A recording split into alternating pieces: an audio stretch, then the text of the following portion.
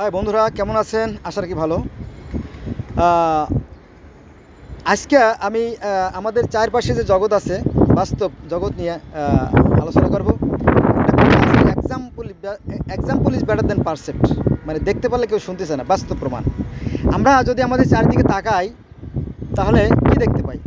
দেখেন যে not only Bangladesh, India or Pakistan, but also around the world, কী দেখতে পাই? একটাই সূর্য, একটাই সূর্য, একটাই সূর্য কী করতেছে? পরিভ্রমণ করছে, তাই না? তো আমাদের একটাই সূর্য, তাই না? তারপরে আমাদের একটাই চাঁদ, জানেন তো, তাই না? গোটা পৃথিবীতে একটাই চাঁদ। তারপরে একটাই আকাশ, একটাই জমিন, এটা আমরা বলে থাকি, তাই না? এখন কথা হচ্ছে, এই পৃথিবী কিভাবে পরিচালিত হচ্ছে জানেন? সূর্য সূর্য যখন তাপ দেয় তখন গোটা পৃথিবীতে বায়ু প্রবাহের সৃষ্টি হয়। তো এটা আপনি কে শেখাইছে আপনাকে? এটা আমি আপনাকে ওই যে example is better than percept বললাম। আপনি যখন আপনার হাঁড়িতে যখন আপনি গরম পানি করেন অথবা ফুটিয়ে পানি পান করেন, এরম হতে পারে, অথবা রান্নার জন্য যে পানি ফুটানো হয় সেই পানি হতে পারে, অথবা দুধ যখন ফুটান দেখবেন যে সেটা কি বলক আসে, টগর বগর করে, ঠক ঠক করে, তাই না? ঠিক এটা হচ্ছে উপরের দিকে, কারণ নিচ থেকে আমরা তাপ দেই আর উপরের দিকে বলক ওঠে। আবার বাষ্পীয় ইঞ্জিন আছে, যেটা আপনার আগুন দ্বারা গরম করে সেটা পরিচালনা করা হতো এর প্রথম যখন বাষ্পীয় ইঞ্জিন চালু হয় রেলের। তো সেক্ষেত্রেও একই নিয়ম। তো ঠিক সূর্য যখন তাপ দেওয়া শুরু করে তখন আপনার বাতাসের একটা প্রেশার বেড়ে যায় এবং সাগরের পরে চাপ দেয়, তখন সাগর ঢেউ সৃষ্টি হয় এবং পৃথিবীতে যত নদী, নালা, খাল, বিল, হাওর, বাওর, জলাশয়, পুকুর, ডোবা বা স্থল, সমস্ত জায়গা বায়ুর প্রবাহ সৃষ্টি হয়ে যায়। তাহলে আমরা বায়ু পেলাম। আবার একই সাথে সূর্য থেকে আমরা সূর্যের তাপও পাই। তো ইন্টারেস্টিং বিষয় হচ্ছে যে সূর্য যখন তাপ দেয় তখন not only Bangladesh or India আর Pakistan, but also around the world, পৃথিবীতে যত গাছপালা আছে এই গাছপালাগুলো এই সূর্যের তাপের মাধ্যমে খাদ্য উৎপাদন করে। বোঝা গেছে? কীভাবে উৎপাদন করে? সূর্যের তাপ যখন গাছের উপরে পড়ে তখন গাছ বাতাস থেকে কার্বন ডাইঅক্সাইড গ্রহণ করে, আর সূর্যের তাপ আর তার শিকড়ের মাধ্যমে অর্থাৎ মূল রোমের মাধ্যমে শোষণ প্রক্রিয়ায়, তুলার মতো বা ফোমের মতো এই শোষণ প্রক্রিয়া কী করে জানেন? আপনার ওই আরে নিচ থেকে পানি টেনে নেয়। তাহলে নিচ থেকে পানি আর কার্বন ডাইঅক্সাইড আর তাপ, এই তিনটের সমন্বয়ে রান্না হয়। যেমন আমরা চুলায় তিনটে জিনিস লাগে, আগুন আর পানির মধ্যে চাউল দিলে ভাত হয়ে যায়, তাই না? তিনটে সমন্বয়, আরগুলো আমি গেলাম না। তো ঠিক সেম টু সেম গাছও ঠিকভাবে খাদ্য উৎপাদন করে। তো গাছ যখন খাদ্য উৎপাদন করে তখন সে কী করে? উদ্ভিষ্ট হিসেবে অক্সিজেনটা ছেড়ে দেয়। আবার দেখেন যে সূর্যের তাপ ও দরকার খাদ্য উৎপাদন, আবার বাতাসের যে কার্বন ডাইঅক্সাইড সেটাও দরকার, দুটোই দরকার। আবার পানিও দরকার, তার জন্য পানিও দরকার, তিনটাই দরকারি গাছের জন্য। এবার এই যে অক্সিজেন ছেড়ে দিল, এই অক্সিজেন আবার গোটা পৃথিবীর যে প্রাণীগুলো আছে তাদের জন্য অক্সিজেন প্রয়োজন। যেমন পৃথিবীতে যত মানুষ আছে, যত পিঁপড়ে থেকে হাতি আর মশা থেকে তিমি মাছ বন্ধু যত প্রাণী আছে সবার জন্য কিন্তু অক্সিজেন দরকার। এবং পানিতে যে সমস্ত প্রাণী আছে তাদের জন্য অক্সিজেন দরকার। মাঝে মাঝে দেখবেন যে মাছেরা ফুড দেয় বা পানির উপর দিকে এসে অক্সিজেন নিয়ে যায়। হ্যাঁ, আবার অ্যাকুরিয়াম, আমাদের শহরের যে সমস্ত ভদ্রলোকেরা অ্যাকুরিয়ামে মাছ চাষ করে সেখানে কিন্তু মোটরের মাধ্যমে অক্সিজেন সাপ্লাই দেওয়া হয়, তাছাড়া মাছ বাঁচে না। অতএব অক্সিজেন ছাড়া পৃথিবীর কোনো প্রাণী বাঁচে না। এই অক্সিজেনই আমাদের প্রাণ, এই অক্সিজেনটাই আমাদের প্রাণ। জানেন তো, কোনো মানুষ অসুস্থ হলে আমরা হাসপাতালে নিয়ে কী করি? অক্সিজেন দেই, তাই না? দুর্বল মানুষকে সুস্থ করে তোলা হয়, এটা আর কি। তো এই অক্সিজেন হচ্ছে আমাদের প্রাণ, বায়ুরূপ, আত্মারূপ। তো এই অক্সিজেন কোথা থেকে পাই? গাছ আমাদের অক্সিজেন দেয়। আবার আমরা যে কার্বন ডাইঅক্সাইড ছেড়ে দেই সেটা আবার গাছ নেয়। মানে পরস্পর শেয়ার করে আমরা বেঁচে আছি। মজার বিষয়, তাই না?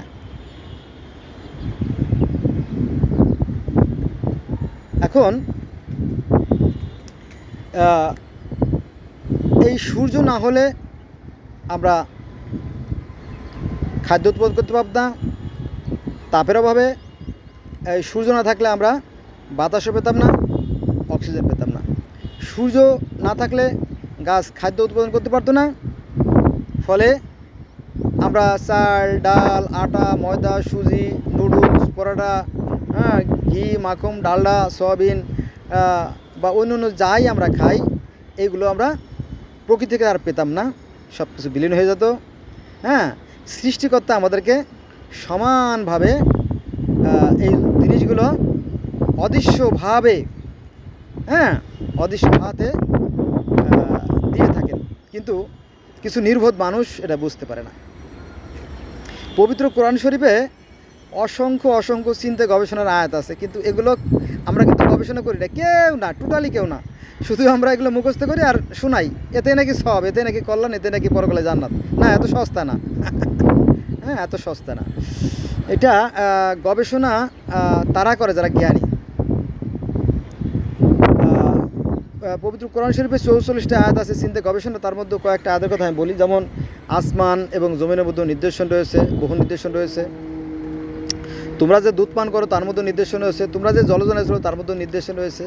ভূগর্ভের পানি যদি উপরে আর না উঠতো তাহলে কী হতো, তাই না? এরকম অনেক অনেক চিন্তা গবেষণা আছে। একটা দেখেন যে যদি সূর্য না উঠতো তাহলে গোটা পৃথিবীর থেকে নদী, নালা, খাল, বিল, হাওর, বাওর, জলাশয়, পুকুর, ডোবা থেকে বা কাপড়ের যে শুকায় মানুষ, এর থেকে যে বাষ্পটা উপরে যায়, সেখান থেকে আবার বাষ্প ঘনীভূত হয়ে আবার পৃথিবীতে নেমে আসে, সেটাকে আমরা বলি বৃষ্টি।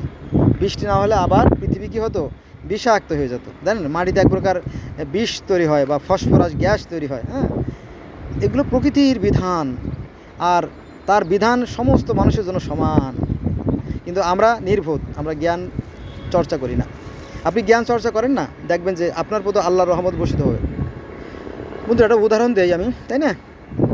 মনে করেন যে একটা ছেলে ঢাকার বুয়েটে লেখাপড়া করে, তাই না?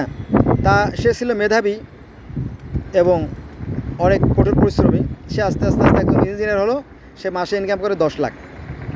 কিন্তু তারই ভাই, অর্থাৎ আপন মায়ের, একই মায়ের পেটের সন্তান, একই পিতার ঔরসজাত সন্তান, সে কী করে, মুদি দোকানি করে। মাসে 3,000 4,000 টাকা হয়, কোনো মাসে হয় না। আবার মাঝে মাঝে দোকান চুরিও হয়ে যায়, জানেন তো? চুরি হয়ে যায়। সে অনেক কষ্টে ক্লেশে আছে, অথচ একই মায়ের সন্তান। তো আমরা মুসলমানরা যদিও আমরা কোরআন শরীফ পড়ি এবং আমরা চিন্তা গবেষণার কথা বলি, কিন্তু আমরাই আবার ওই বিজ্ঞানীদেরকে ঘৃণা করি। এই তো আজকে আমি যে এই যে দাঁড়ায় দাঁড়িয়ে কথা বলতেছি না, ভিডিও করতেছি, এই যে দাঁড়ায় দাঁড়িয়ে, মনে করেন যে আজকে হলো 21/4/2024 সাল, রোজ রবিবার। তো এই রোজার ভিতরে এই তো মাত্র 10 দিন আগে আমি একবার বা 15 দিন আগে আমি একবার ফেসবুকে পোস্ট দিছি যে আল্লাহ একজন মহাবিজ্ঞানী, প্রাক্রান্ত মহাবিজ্ঞানী। এটা আছে আপনার সূরা আল বাকারার 209 নম্বর আয়াতের শেষের অংশ, 209 নম্বর আয়াতের শেষের অংশ। তো আমি এইটা দেওয়ার পরে আমার বন্ধুরা হায় হায়, মানে তারা গালাগালি করতেছে। হাই নাস্তিকের বাচ্চা নাস্তিক, তুই এই সমস্ত কথা কই পাইছিস? আল্লাহ রে বিজ্ঞানী কইছিস, তোর কল্লা কেটে ফেলবো, হ্যান ত্যান। তওবা তওবা। তো death is preferable two dishonour, অপমানে মরে যাওয়া ভালো। তো আমি তো মাথা গরম হয়ে গেছে আমার, হায় হায় এ কী করলাম। কারণ বিজ্ঞানী প্রক্রান্ত বিজ্ঞানী শব্দটা কিন্তু সব জায়গায় নাই। তো আমি আবার ওই রমজান মাসের মধ্যে কোরআন শরীফ আবার পড়া শুরু করলাম। তো আল্লাহর অশেষ মর্জি, তো একদম সূরা আল বাকারার 209 নম্বর আয়াতে পেয়ে গেলাম সেই শব্দটা। তো আমি আবার কী করলাম, ওই একদম কোরআন শরীফের যে বাংলা অনুবাদ ওইটা সহ ওই যে ছবিটা, ওই শটটা আমি আবার ওদের কাছে সেন্ড করে দিলাম যে দেখো আমি কিন্তু আনলিগাল কিছু বলি নেই, কোরআনে আছে তাই বললাম। এর মধ্যে আবার অনেকে চেয়ারম্যান ছিল, মেম্বার ছিল, অনেক গণ্যমান্য লোকও ছিল। কেউ আমাকে ভালো নজরে খুব কম লোকই দেখে আর কি, যেহেতু আমি বিভিন্ন ধর্মের ছাত্র। হ্যাঁ, মানুষের ভালো কিন্তু মানুষে দেখতে পারে না। তো যাই হোক, তারপরে আমি এটা দিলাম। কিন্তু অত্যন্ত পরিতাপের বিষয় হচ্ছে এক মাদার চোদ, মানে 50 জনের মধ্যে 2 জনও ফিডব্যাক দেয় নাই যে ভাই থ্যাঙ্কস, আমরা রং করছিলাম, আমরা ভুল করছিলাম, তা করে নাই। কত বড় বেঈমান, কত বড় বদমাইশ। তারা বলতে পারতো যে সরি ভাই, আমরা ভুল বুঝছি, তুমি তুমি একটু ঘাটাঘাটি করো কোরআন হাদিস নিয়ে, তুমি হয়তো একটু বেশি জানো, সরি ফর দ্যাট, হ্যাঁ আমরা একটা রং কথা বলছি, বলবে না? না না, সম্ভব না। আমি যেটা বলছি ওটাই রাইট। আমরা বেশিরভাগ মানুষ আমরা ধর্ম নিয়ে হিংসা করি, ধর্ম নিয়ে অহংকার করি এবং নিজের ধর্মকে আমরা শ্রেষ্ঠ মনে করি। কিন্তু না, এটা ভাবার কোনো কারণ নাই, কারণ পবিত্র কোরআন তা বলে না। পবিত্র কোরআন বলছে, আল্লাহ বলতেছে যে সকল মানুষ একে আদমের সন্তান, পরে তারা মতভেদ সৃষ্টি করে বিভিন্ন দলে বিভক্ত হয়ে গেছে। আমি আল্লাহ, আমার যদি পূর্ব ঘোষণা না থাকতো, আমার যদি পূর্ব পরিকল্পনা না থাকতো, এটা হতে পারতো না। আমি যদি আবার ইচ্ছে করি যে সমস্ত মানুষকে আমি একই আওতাভুক্ত করব, একই উম্মতভুক্ত করতে আমি ইচ্ছে করতে পারি, কিন্তু তারা তোমার পরস্পর পরিচিত দেবে, এই জন্য আমি বিভিন্ন দলে বিভক্ত, কোরআনের কথা। এবং আল্লাহ বলেন, আমি প্রত্যেকটা জাতির জন্য প্রত্যেক জাতিকে তাদের ভাষায়, তাদের নিজ ভাষায় নবী রাসূল প্রেরণ করেছি, যা তুমি জানো না। নবীকে বলতেছি, হে নবী রাসূল, তোমার পূর্বে বহু রাসূল গত হয়ে গেছে, তাদের নাম উল্লেখ করা হয় নাই, আবার কিছু কিছু নাম তোমাকে আমি উল্লেখ করেছি। এই নিয়ে তুমি বাড়াবাড়ি করো না, হিদায়াত করা তোমার দায়িত্ব না, তুমি শুধু প্রচার করে যাও। নবী মুহাম্মদ সাল্লাল্লাহু আলাইহি ওয়াসাল্লামকে আল্লাহ বলতেছে, বোঝা গেছে? কিন্তু আমরা বাড়াবাড়ি করি, এটা ঠিক না। বোঝা গেছে বিষয়টা?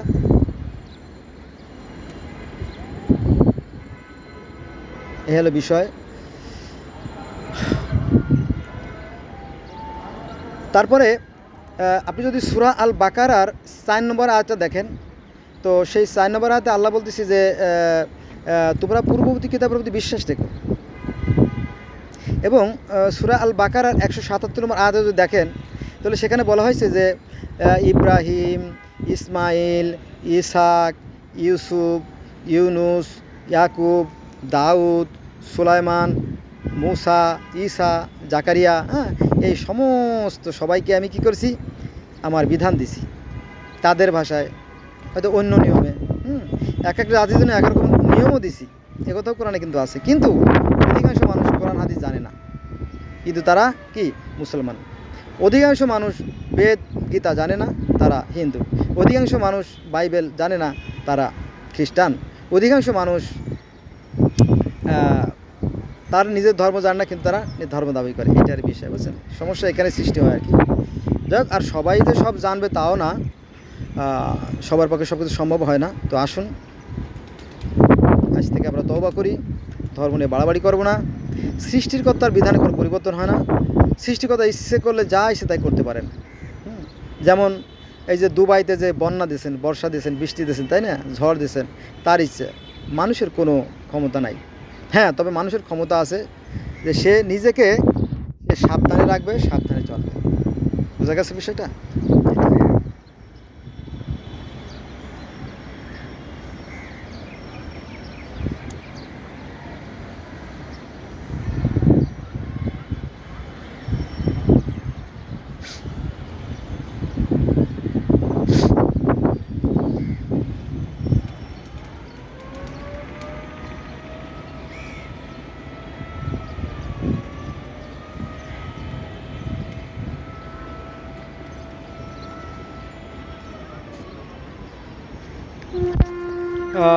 ভিডিওটা শেষ করে দেব,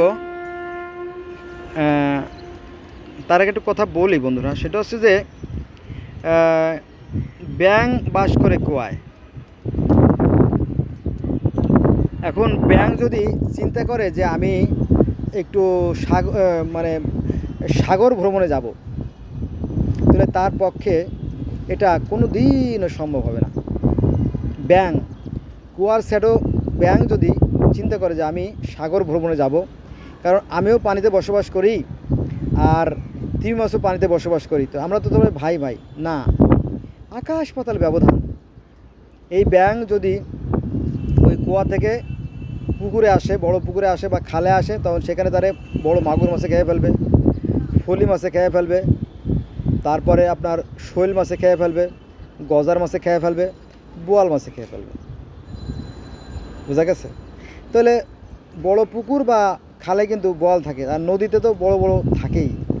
সেখানে থাকে কামট, হাঙর, কুমির, কচ্ছপ, তারা খেয়ে ফেলবে। অতএব এই ব্যাঙের পক্ষে আদৌ সেই তিমি মাছের সাথে সাক্ষাৎ করা তার হবে না, যদিও তারা একই পানির মাছ। তো যদিও আমরা একই মানুষের মানুষ, কিন্তু সব মানুষ কিন্তু একরকম না। সাধনা করে করে করে করে করে করে ওই স্তরে পৌঁছতে হয়, অর্থাৎ সেই ব্যাঙ থেকে তিমি মাছ সাজতে হয় বা হতে হয়। আমি যেহেতু বিভিন্ন ধর্মের ছাত্র, এটা আমার একদিনের অর্জন নয়, এটা আমার সারা জীবনের সাধনার অর্জন। তো আমি দেখেছি যে পৃথিবীর প্রত্যেকটা ধর্মই সত্য, সুন্দর, কল্যাণের কথা বলে, আদর্শের কথা বলে, ন্যায়ের কথা বলে। আসুন আমরা ধর্ম নিয়ে বাড়াবাড়ি না করি, আমরা মূল কাজে ফিরে যাই, সৎ কাজ করি। কিন্তু এই সৎ কাজের বেলা আবার দেখবেন নাই। আমি এর আগের ভিডিওতে বলছি যে আমাদের যে সরকারি প্রতিষ্ঠানগুলো সব দুর্নীতির আঁকড়া, শয়তানের আঁকড়া। তবে সৎ মানুষ আছে যেটা সংখ্যায় খুবই নগণ্য। কথাটা শুনতে কটু লাগে, তারপরও বলতে বাধ্য হলাম। কারণ যদি আমাদের দেশে ন্যায় নীতি আদর্শের মাধ্যমে চলতো, তাহলে আরও সুন্দর, আরও স্বর্গীয়, আরও মধুময় হতো আমাদের জীবন, আমাদের চারপাশ। যদিও আমাদের সম্পদ কম, কিন্তু আমাদের শান্তির ঘাটতি হতো না। কিন্তু আমাদের দেশে দুর্নীতিবাজ বেশি, একজন লুটপাট করে থুয়ে যায়, আর একজন এসে লুটপাট করে, এইভাবে চলতে থাকে আমাদের জীবন। এর মধ্যে কত জীবন ধ্বংস হয়ে যাচ্ছে